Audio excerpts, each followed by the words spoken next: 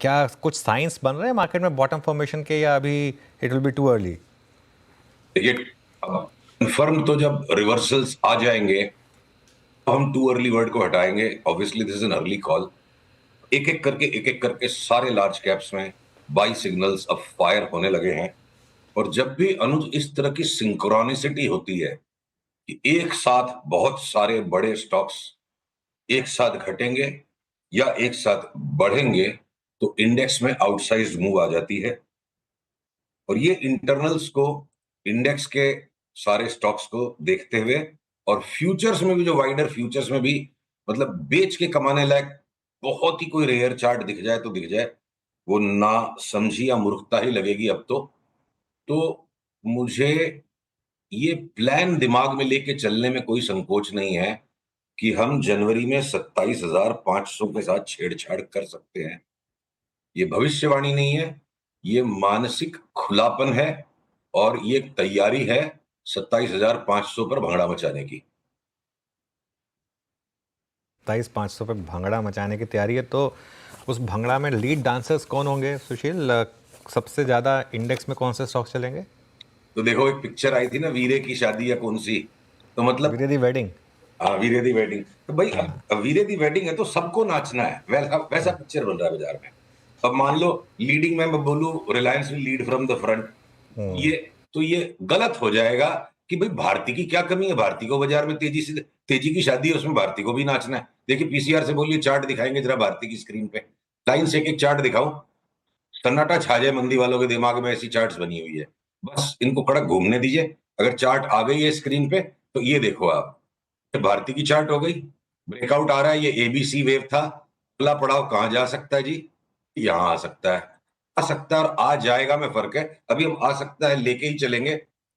वैसे हमारी आदत है थोड़ा कड़क ठोस बातें करने की। अब रिलायंस अगर 2-4 दिन का खाली समय गुजार दे यहाँ पे, एक बार के लिए, फिलहाल उसमें थोड़ी सी लैग है, जैसे ये इस लाल लाइन के ऊपर जाएगा, रिलायंस को भी अगर 1800 चले जाना है, मैं आपको लास्ट टाइम ये बोल के गया था, लीवर को हम नहीं लेंगे, उसको छोड़ के हम बाकी सारे एफएमसीजी लेंगे। बताओ, लीवर में भी बाई का पैटर्न तैयार हो गया। लीवर भी अब अगर यहां से 3,050 3100 तक वापस जाएगा, टेलीकॉम के अंदर जितने भी स्टॉक्स हैं, भारती के अलावा Indus tower, Vodafone idea, FMCG के अंदर में इवन डाबर जैसा स्टॉक बोलता है मैं 30% ऊपर कूद मारूंगा, और लीवर भी अब तैयार है।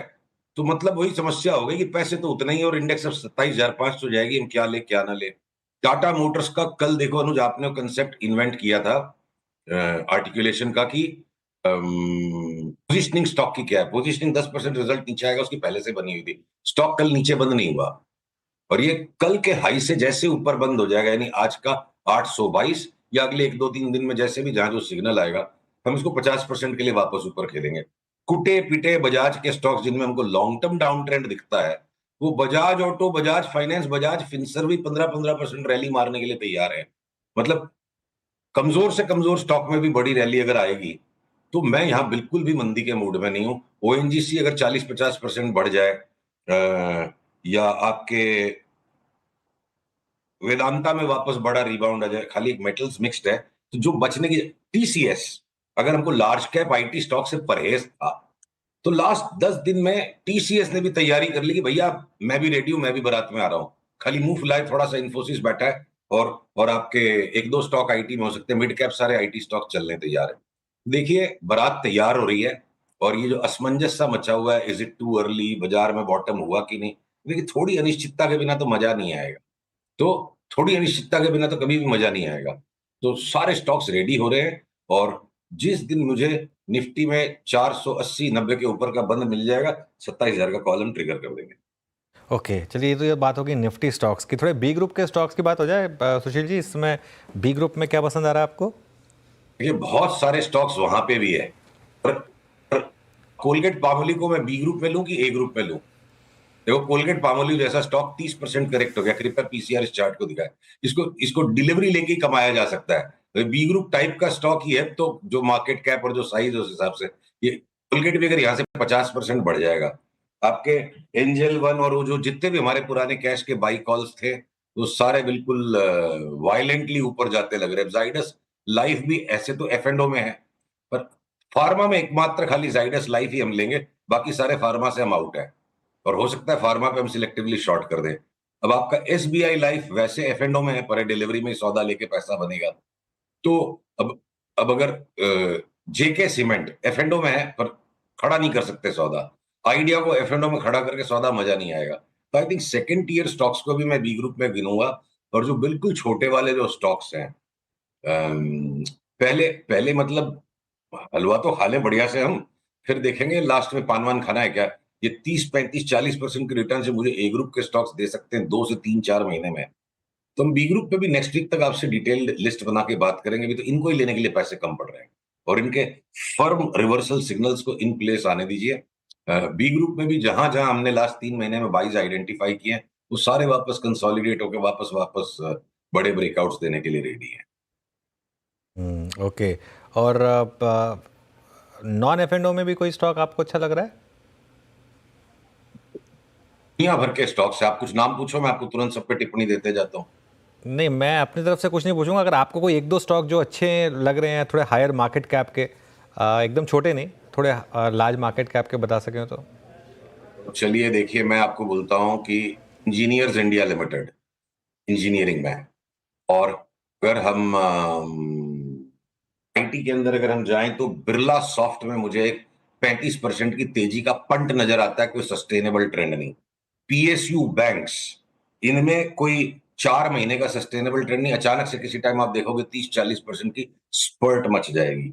लॉजिस्टिक्स में आपको जो भी स्टॉक्स पसंद आए आप ले लो।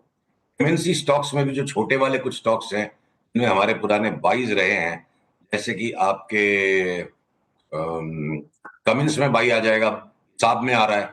जी पावर इंडिया लिमिटेड हमको लगता है ऐसे 1000 रुपए तक की तेजी है, मतलब ये मल्टी बैगर कॉल है।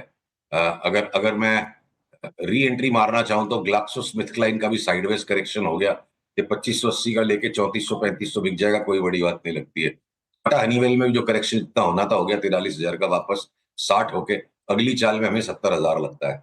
आईटीडी सीमेंटेशन तब हो गया जितना पुल बैक और करेक्शन होना था, हम बाई के सिग्नल की वेट करें। आईटीडी सीमेंटेशन अनुज याद होगा 2020 में हमने 10 बैगर का कॉल आपसे टीवी 18 पे दिया था, अभी तक हम बरकरार है इसमें, और भी इस भाव से लेकर 530-40 वाला 650-700 तक की चाल बन जाए तो बड़ी बात नहीं है। जॉन कॉकरेल इंडिया लिमिटेड करके एक स्टॉक है जो साइडवेज कंसोलिडेशन दे रहा है। अभी अभी हम इसको साइडवेज में एक्यूमुलेट करते रहेंगे 5200-5300 के भाव में, और जिस दिन ये 6400 के ऊपर चला जाएगा, हम उसको सौदे को डबल कर देंगे 12,000 की चाल खेलने के लिए। तो अलग अलग पॉकेट्स में बाजार के अनुज अलग अलग अपॉर्चुनिटीज घूम फिर के बार बार तेजी की तरफ ही बन रही है। मंदी का व्यापार करने में कहीं भी कोई मजेदारी नहीं रही है। ओके, चलिए सुशील जी, बहुत बहुत शुक्रिया आज हमारे साथ जुड़ने के लिए और ये सारे तेज़ी वाले शेयर्स